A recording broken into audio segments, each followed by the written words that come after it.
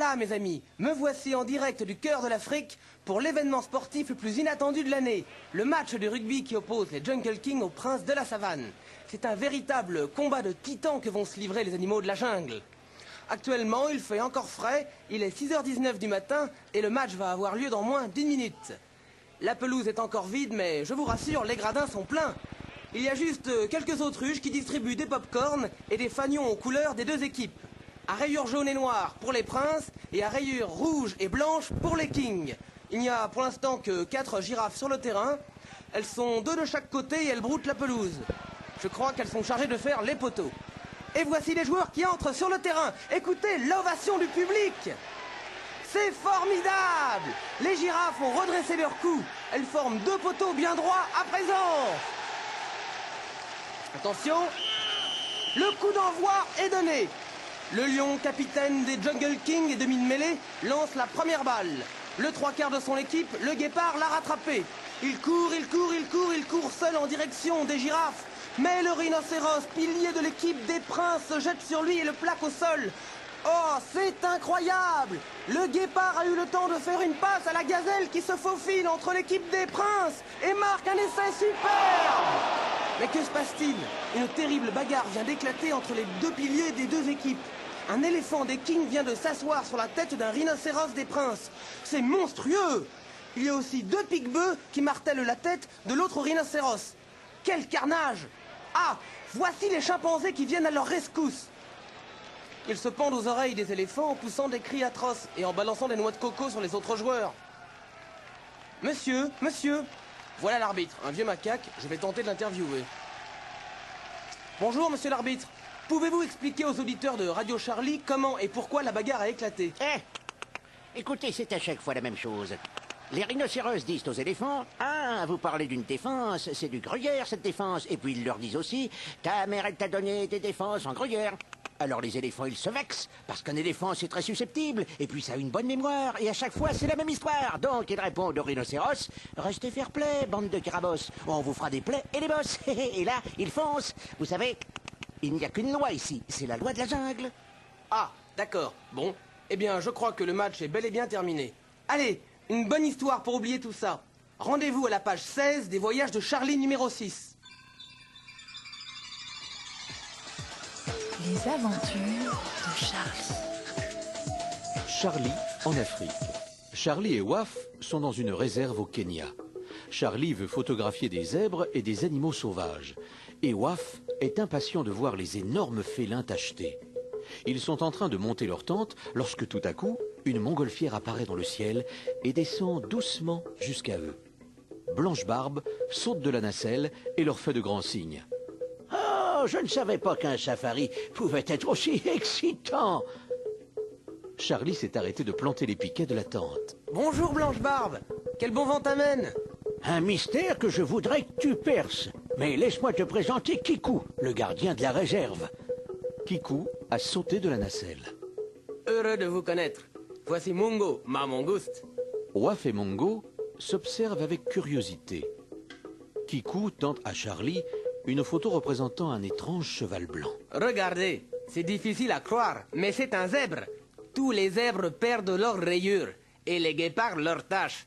Hier soir, des girafes qui étaient allées boire à la rivière se sont enfuies de frayeur parce que elles avaient vu leur image dans l'eau et qu'elles n'avaient plus aucune marque brune sur leur pelage. Charlie a froncé les sourcils. Mais ça a tout l'air d'un vol organisé. À l'idée de tous les félins privés de leurs tâches, Waf fait une drôle de tête.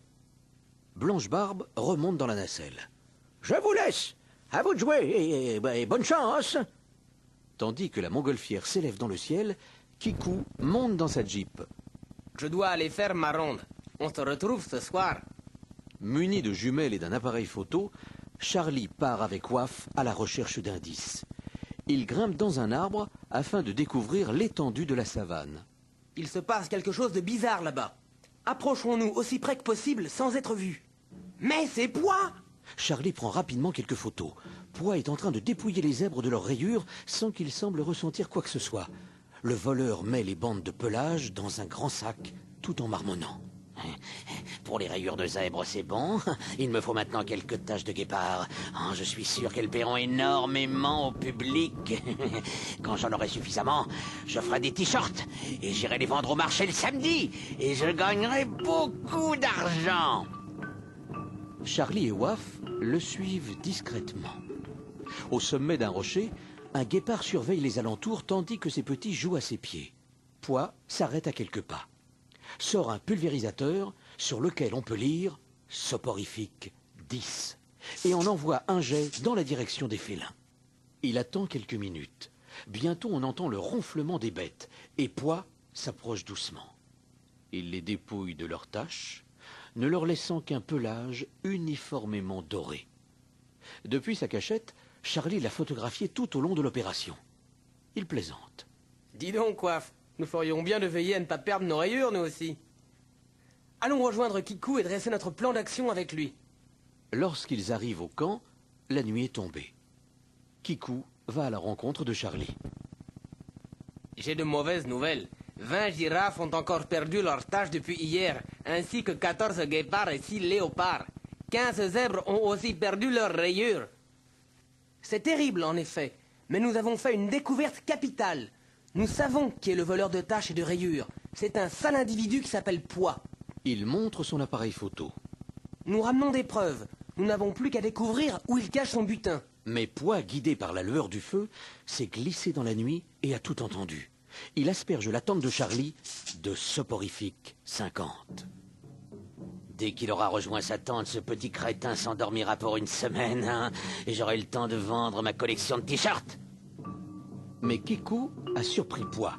Il jette une moustiquaire sur lui et l'enroule étroitement dedans. Pois est furieux. « Tu ne t'empareras jamais de ma collection !» Kikou le pousse dans la tente et le soporifique fait son effet en quelques instants. Puis il va chercher Charlie et lui montre son prisonnier. Tous deux se tordent de rire. Pois marmonne dans son sommeil. Ah, mes taches et mes rayures. Méfiez-vous de Charlie. Cachez-vous là où le serpent mord. Charlie essaie de comprendre. Ou bien il divague, ou bien un serpent veille quelque part sur son butin. Je pencherai plutôt pour la seconde hypothèse. Alors Kikou a une idée. Il s'agit sans doute de l'arbre à serpent. Il se trouve à des kilomètres d'ici. Nous irons demain. Mungo va avoir du travail. Les amis passent la nuit à la Belle Étoile et partent en jeep dès le lever du jour. De la route, ils voient des gazelles courir au loin et des bêtes sauvages occupées à brouter paisiblement. Ils arrivent enfin en vue d'un grand arbre au feuillage remarquablement vert et touffu. Kikou siffle doucement pour appeler sa mangouste. Le serpent est sûrement au sommet. Vas-y, Mungo. Mango grimpe en un éclair. On entend un sifflement, puis un froissement de feuilles. Le serpent atterrit soudain sur le sol et disparaît aussitôt. Mongo est redescendu et danse de joie. Kikou éclate de rire. Elle adore déloger les serpents. Charlie disparaît à son tour parmi les feuilles, puis il redescend bientôt le sac de pois sur l'épaule.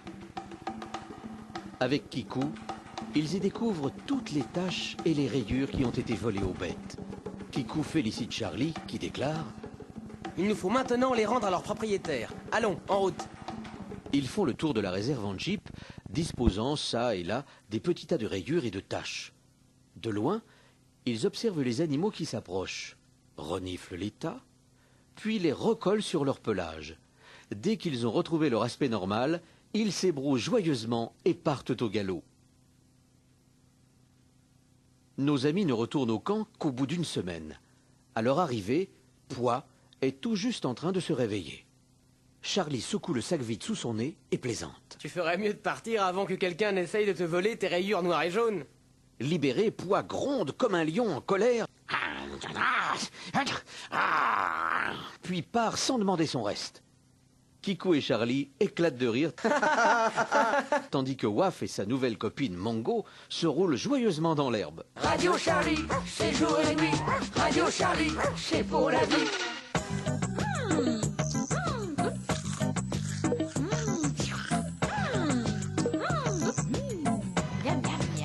À table. Bonjour mes amis, ici Félicie qui vous présente sa recette du jour.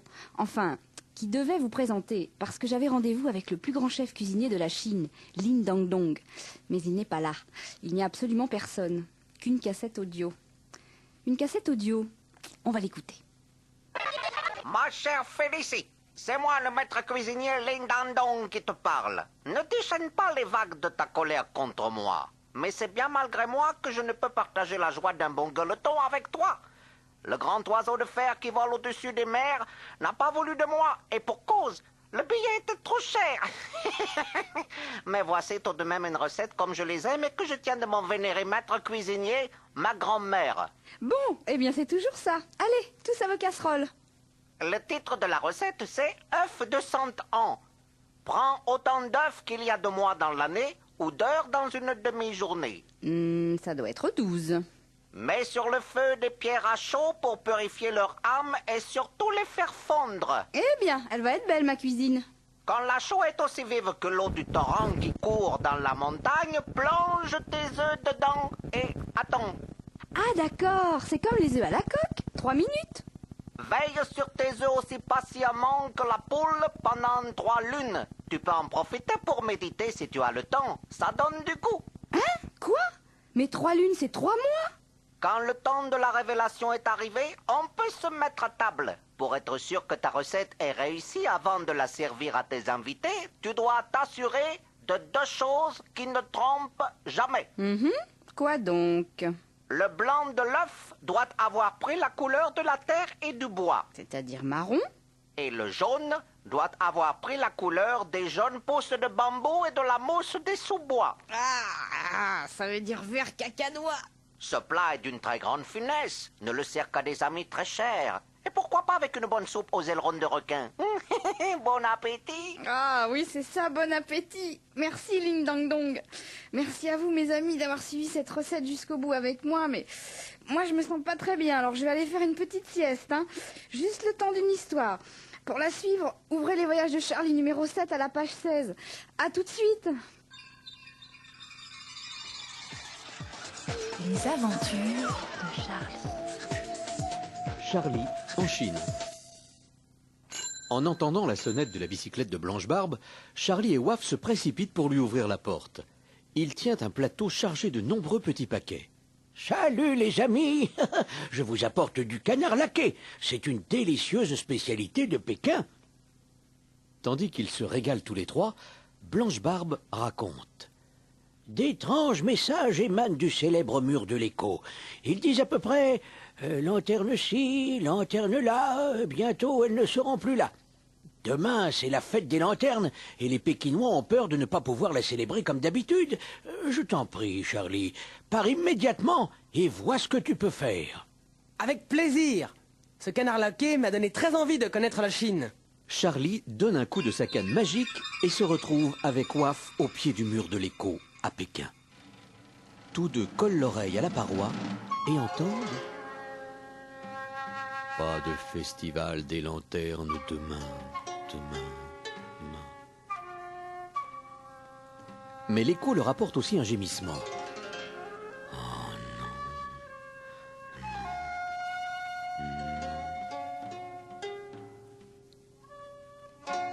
Ils découvrent derrière eux une petite fille à l'air triste qui se bouche les oreilles avec les mains. Charlie colle ses lèvres contre le mur. Bonjour, nous sommes venus vous aider. Aider. La petite fille s'approche d'eux. Je suis Su Ling. Nous sommes très inquiets. Nous préparons cette fête depuis des jours en fabriquant de magnifiques lanternes en papier. Et maintenant, nous avons peur qu'elles disparaissent et que nous soyons privés d'un de nos plus grands plaisirs. Charlie dit avec autorité. Au message menaçant, il faut en opposer de rassurants. Reviens dans 1 heure avec tous tes amis et nous mettrons au point notre stratégie. Su Ling enfourche sa bicyclette et part transmettre la convocation à ses voisins et à ses amis. Bientôt, Charlie et Waf se trouvent entourés d'un important groupe d'enfants. Su Ling demande. Nous voulons tous que la fête des lanternes ait lieu demain, n'est-ce pas? Les enfants crient d'une seule voix. Oui! Puis ils écoutent Charlie. Vous allez parcourir les rues de Pékin à bicyclette et accrocher aux portes et aux fenêtres des pancartes qui diront « La fête des lanternes aura lieu quoi qu'il arrive ». Rendez-vous demain au parc Béhaï avant la tombée de la nuit. Les enfants s'égayent aussitôt dans la ville et le message se répand comme une traînée de poudre. Suling donne rendez-vous à Charlie le lendemain soir près du vendeur d'œufs centenaire. Le lendemain, en fin d'après-midi, Charlie et Waf se joignent à la grande procession des lanternes dans le parc Béhaï. Des globes lumineux orange, rose, vert et or dansent dans la brise du soir. Tandis que la nuit tombe, l'air se remplit de chansons et de rires. Arrivés près du vendeur d'œufs centenaire, Charlie et Waf entendent le tintement d'une sonnette et la voix angoissée et essoufflée de Suling qui les appelle. Tout va mal. Les messages menaçants ont recommencé. Je viens du mur de l'écho et voilà ce que j'ai entendu. Les lanternes, qu'elles soient nouvelles ou vieilles, avant la fin de la nuit, se seront toutes enfuies. Charlie, fais quelque chose, je t'en supplie. Charlie sort ses jumelles de son sac et s'approche d'un groupe d'acrobates qui, grimpés sur les épaules les uns des autres, se tiennent en équilibre pour former une pyramide humaine. Charlie leur demande. Est-ce que je peux monter en haut de votre pyramide? Ils acceptent aussitôt et aident Charlie à grimper. Tandis qu'ils tournent lentement sur eux-mêmes, Charlie scrute les moindres recoins du parc.